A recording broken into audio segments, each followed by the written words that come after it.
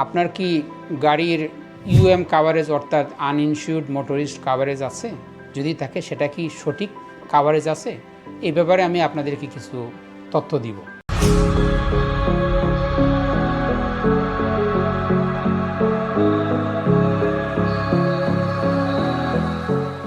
আমার নাম মনির মেহরান, আমি একজন অ্যাটর্নি।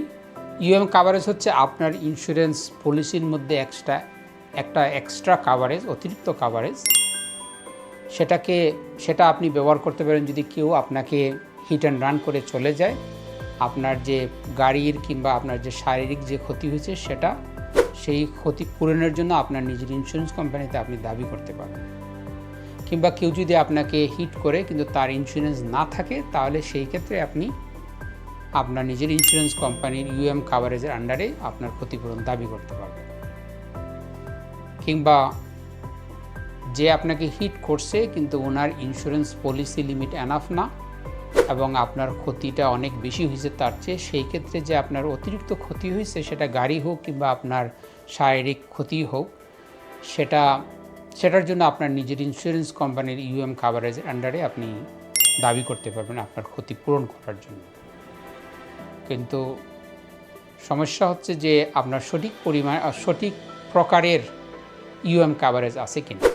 ইউএম কাভারেজ সাধারণত দুই ধরনের হয়, একটা হচ্ছে রিডিউসড বাই আর আরেকটা হচ্ছে added on or excess coverage. যদি রিডিউসড বাই হয় তাহলে আপনার পলিসি লিমিট থেকে ওই ইন্স্যুরেন্স কোম্পানি যা দিল সেই পরিমাণটা মাইনাস করা হয়। মনে করেন ওই পক্ষের ইন্স্যুরেন্স কোম্পানি আপনাকে $25,000 দিছে, কারণ ওটাই হচ্ছে তাদের পলিসি লিমিট, আর আপনার ইউএম কাভারেজের $40,000 আছে। তো সেই ক্ষেত্রে যেহেতু আপনি ওখানে $25,000 পেয়ে গেছেন, আপনার সেই 25,000 আপনার 40,000 থেকে মাইনাস করে যা থাকবে সেটাই আপনি দাবি করতে পারবেন। এই ক্ষেত্রে হচ্ছে $15,000।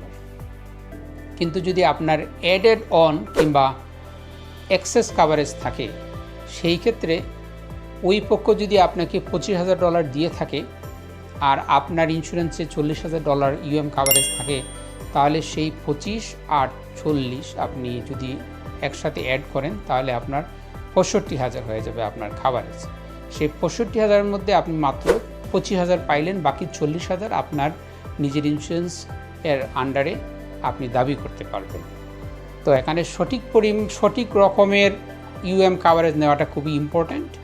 আপনি আজই আপনার ইন্স্যুরেন্স এজেন্টের সাথে কথা বলেন যে আপনার অ্যাডেড অন নাকি রিডিউসড বাই ইউএম কাভারেজ আছে। যদি রিডিউসড বাই থাকে, তাড়াতাড়ি আপনি এটাকে অ্যাডেড অন করে নেন, সেখানে প্রিমিয়ামটা খুবই অল্প থাকবে। আর যদি আপনার ইউএম কাভারেজ না থাকে, ইমিডিয়েটলি নিয়ে নেন।